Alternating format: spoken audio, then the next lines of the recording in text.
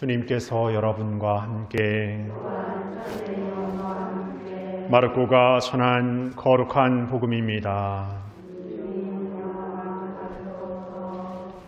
그때 예수님께서 군중에게 말씀하셨다.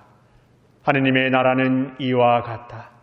어떤 사람이 땅에 씨를 뿌려 놓으면 밤에 자고 낮에 일어나고 하는 사이에 씨는 싹이 터서 자라는데 그 사람은 어떻게 그리 되는지 모른다.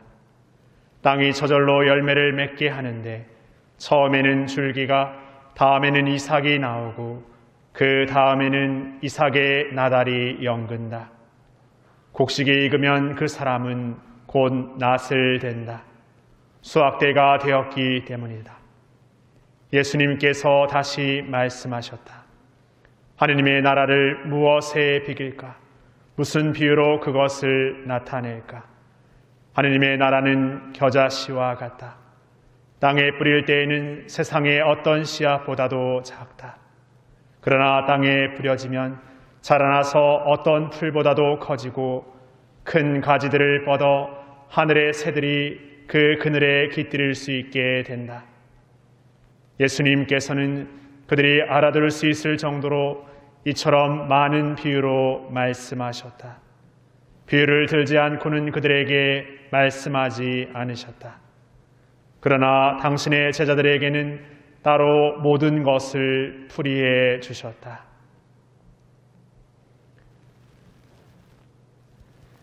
주님의 말씀입니다.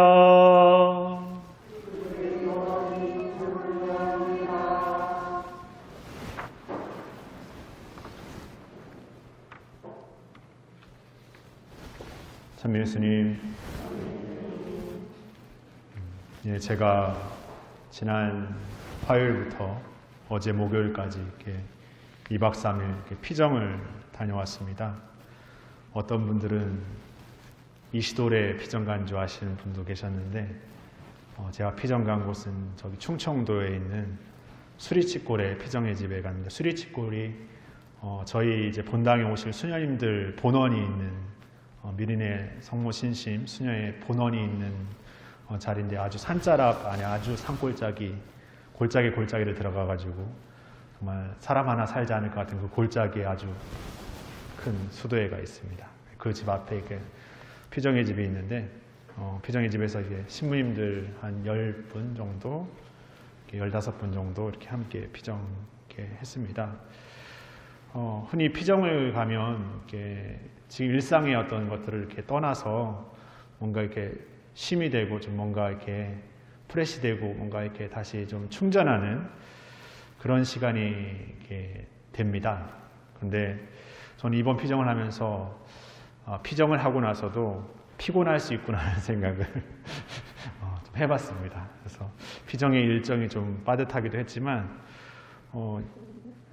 본당에서는 괜찮았는데 피정 가니까 막 코 밑에도 헐고 입안에도 막 뭐가 나고 막 이렇게 하니까 이게 피정을 온 게 아니라 내가 뭔가 또 더 고된 일을 하러 온 게 아닌가라는 좀 착각이 들 정도로 그랬던 것 같습니다. 그러면서 물론 뭐 피정이 힘들어서 막 그랬던 것은 아니겠죠. 그냥 뭔가 그동안에 제 안에 있었던 어떤 것들이 이렇게 좀 몸에서 이렇게 반응해서 나오는 게 아닐까도 싶고, 그러면서 좀 지난 시간을 이렇게 좀 이렇게 돌아보게 되었던 것 같습니다.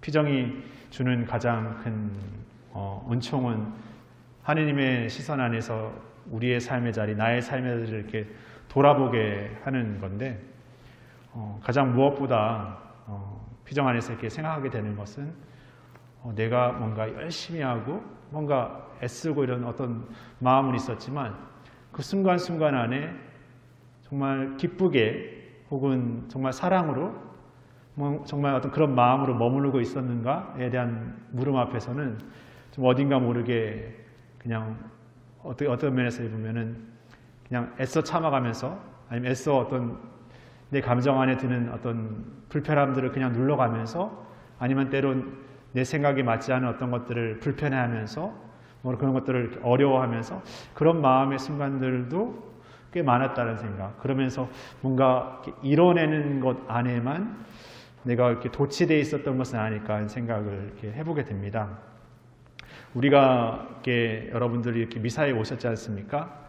이렇게 미사에 오신 것도 마찬가지로 내가 나름대로 미사를 드리면서 하느님을 만나고 하느님을 체험하고 또 내 신앙생활 안에서 이 미사라는 시간은 그 어떤 시간보다 하느님을 가장 가까이 모시는 그 가운데 하느님을 우리 가운데 성체 거룩한 몸을 우리 가운데 이렇게 모시는 성사를 이렇게 우리가 이렇게 미사 안에서 이렇게 거행하게 되는데 사실 그 성체를 우리 가운데 모시기 위해서 우리가 때로는 고해성사를 보고 나름대로 많은 것을 준비하지만 그 성체가 우리 안에 이렇게 모셔지고 그 성체가 우리 안에서 이렇게 예수님과 하나 되는 어떤 삶으로 살아가는 어떤 삶은 그냥 성체가 모셔졌기 때문에만이 아니라 정말 그 미사에 참여하고 미사에 나와서 그 성체를 모시는 어떤 그 삶에 이르기까지 우리 자신이 우리의 삶에서 우리 서로의 삶에서 내가 살아가는 삶의 자리 안에서 정말 그 사랑이라는 것,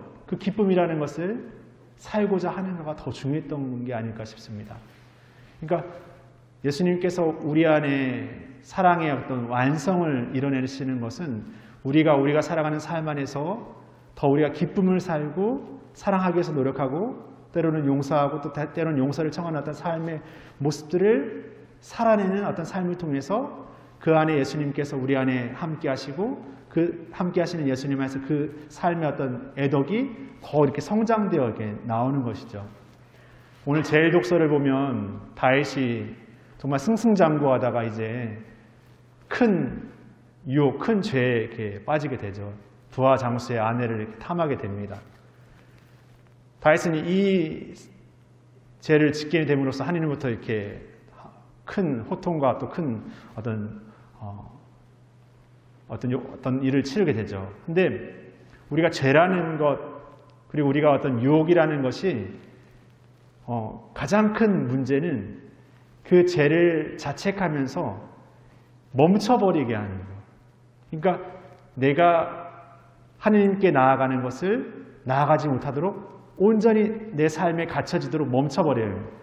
그러니까 죄를 짓게 되면은 합리화하려고 이유를 찾으려고 뭔가 어떤 것 때문에 그랬노라고 이렇게 변명하려는 어떤 그런 마음으로 일관되다가 결국에는 그냥 하나님을 저버리고 나만의 방식으로 이렇게 살아가는 어떤 삶에 자족해버리도록 만들어버리는 것.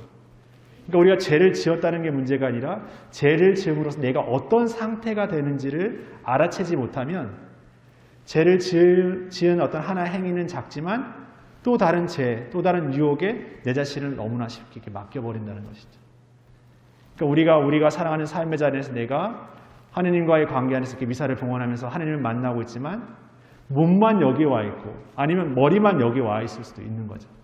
그냥 내가 미사에 참여해야만 내 마음에 어떤 것이 그냥 어떤 짐이 덜어지는 것 아니면 뭔가 미사에 참여했기 때문에 나름대로 떳떳한 것 그런 것이 아니라 정말 내 자신의 삶의 온 존재가 하느님을 만나러 오는 삶으로서의 삶을 살기 위해서 얼마나 노력하고 있는지 얼마나 살아가고 있는지를 우리가 이렇게 들여다보지 않는다면 어쩌면 우리는 어느 순간에 신앙을 살고 있지만 그냥 반쪽뿐인 아니면 허울 좋은 그런 신앙의 삶을 살기에 너무나 우리의 삶에 어떤 것들이 있다는 것이죠.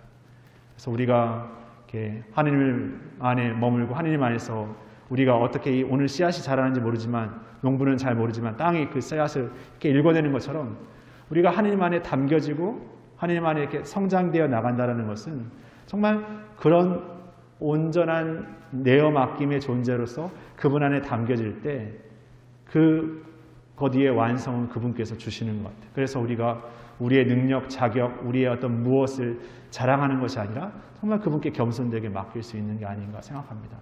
그래서 그런 나와 하느님 그리고 나와 살아가는 내 삶의 자리가 분리되어 있는 것이 아니라 내가 매일매일의 삶에서 하느님 자녀로서의 삶을 내 삶의 자리에서 어떻게 살아가고 있는지 끊임없이 되돌아볼 수 있는 시간이 이 미사의 시간이고 이 미사를 통해서 우리가 파견되어질 미사의 마지막 파견은 바로 이 신앙의 기쁨을 안고 내 삶의 자리로 돌아가서 살아가는 것이죠.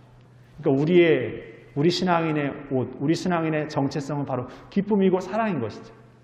그 기쁨을, 사랑을 살아내기 위해서 다시금 삶의 자리에 들어가서 분투하고 노력하고 또 어떤 의미에서 또 애쓰는 어떤 삶의 것들을 살아내는 안에서 부족하지만 맡기고 살아가는 그런 믿음의 신앙을 우리가 살아가고 있다고 생각합니다. 그래서 우리가 그냥 신앙의 어떤 삶을 그냥 주어진 어떤 신앙의 행위나 어떤 일들에서 그냥 자족하는 삶이 아니라 정말 내 삶의 온 존재가 정말 그분을 따르는 삶의 사람으로서의 어떤 자부심과 어떤 용기를 가지고 매일매일 살아갈 수 있는 우리 서로가 되었으면 좋겠습니다.